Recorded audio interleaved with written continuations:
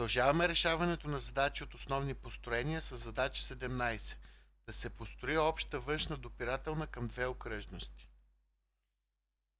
По условие имаме две произволни окръжности.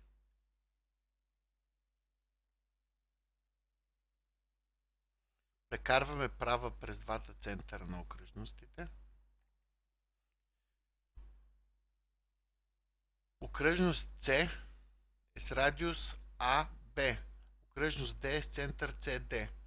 Делим отсечка АЦ в отношение АБ къмто CD. Това е задача 8, делена на отсечка в отношение външно.